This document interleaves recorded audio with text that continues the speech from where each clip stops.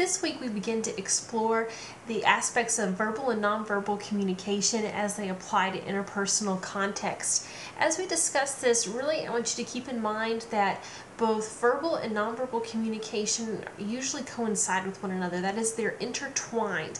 As I'm speaking, you can't take away necessarily my paralanguage. That is the rate at which I speak, my tone of voice, my pitch, everything that comes together to hear the sound of my voice just as you're listening right now. You can't take that away from the verbal message that I'm communicating, language that is.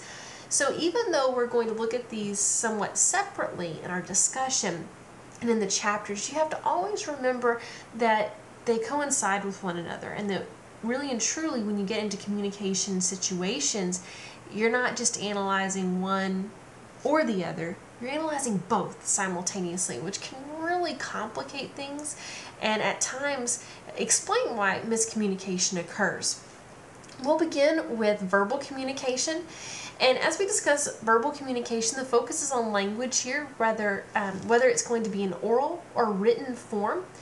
And in this class, we tend to focus more on oral communication in face-to-face encounters with dyads, that is the interpersonal dyad. However, with that said, especially considering technology, the way in which we formulate messages and send them out to other people is increasingly becoming more written in form.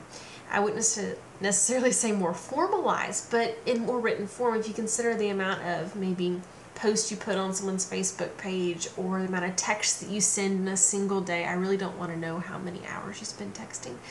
But if you consider that, you really have quite a bit of written communication that is verbal and interpersonal at the same time. And we'll explore some of the dynamics of that as well. When we talk about language, oftentimes what people do is they create a metaphor of language to a tool. They liken it to something like a hammer that you pick up so that you could drive a nail into a wall to maybe hang a picture, or they liken it to a screwdriver that you could screw a bolt into a piece of wood in order to secure it. So oftentimes what people refer to as language, they refer to it as a tool.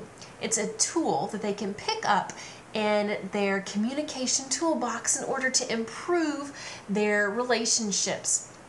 Now I want you to think about that tool metaphor and what makes it work. Well, if we think about how does that tool metaphor work out, what does it do for our concept of language, how we understand language? Well, for one, it helps us to see language as something that if we improve upon its use, we can improve our relationships. So it's a very positive connotation in that sense. Also, if it's a tool, it can be very enabling. That is, it can enable us to get a job done. So there's some task function to language as well. It helps us to accomplish tasks and relationships, meet goals that we have. But if you think about this metaphor in other ways, it might also point out how it limits our concept of language. Think about it. Can you really put language down and grab a different tool in your relationships? Well, that's kind of difficult, seeing as how it's the primary way that we communicate with other people. Also, if you think about it, language is all-encompassing. Not only do we communicate with others using language, we communicate with ourselves using language. Our thought processes are imbued with language. We engage in self-talk, and as we do that, we utilize language. So it makes up and encompasses all aspects of our thinking world. Therefore, you can't necessarily put it down like you can a certain tool and then pick a different one up that you think might help you more effectively in a relationship. So I really want you to start thinking about other ways that we can possibly conceptualize language more fruitfully for the discussion of interpersonal communication. And if you think about it even right now, what we're doing is we're using language to try and describe how we're using language. So that just points out how all-encompassing it truly is. Language is symbolic in nature. That is, a word that you've chosen is a symbol. It is not the thing itself or the idea itself. And if you think about some of the characteristics of language which are discussed in your textbook, for example, the fact that it's arbitrary points out that we could decide and collectively agree upon any word that we wanted to. As long as people agreed upon its meaning, then it would be symbolic and we'd have shared meaning for it among a group of people. We symbolically use language to designate, define, label, and limit things. So, for example, when I decide that I'm going to call my desk a desk, what that does is it, in a sense, designates a particular term for what I want to call it, and so now I have that symbol for it. Also, it provides a definition for what I refer to as a desk.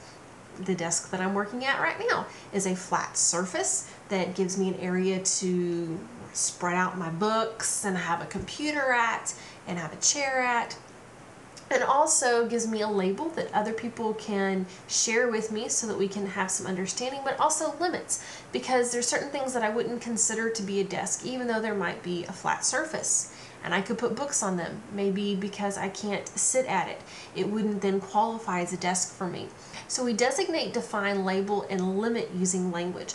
Also, we symbolically use language to evaluate, that is to make judgments. We also use language in order to articulate our own personal experiences to others, to express ourselves, and to also articulate experiences that we haven't had yet, or maybe that we'd like to have. It gives us a way to talk about them even though they may not be personal to us. Additionally, we're able to conduct meta-communication using language. That is, we're able to do what we're doing right now. That is to talk about communication. And as we talk about communication, that's engaging in meta-communication. So it allows us to do a number of different things symbolically, which we're very thankful for.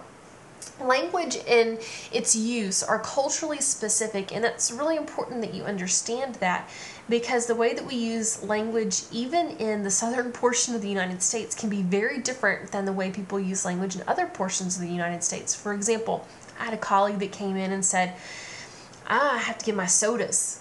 I was like, a soda? What's a soda? And they're referring to their Coke. And I'm thinking, well, what kind of Coke do you have? Because it's just a different term. For another example, using the same language, English, my mom went to England when I was a young child, and she came back and she was talking about some of the differences in language, and she said, when I got on an elevator, they said it was a lift. And I thought, what?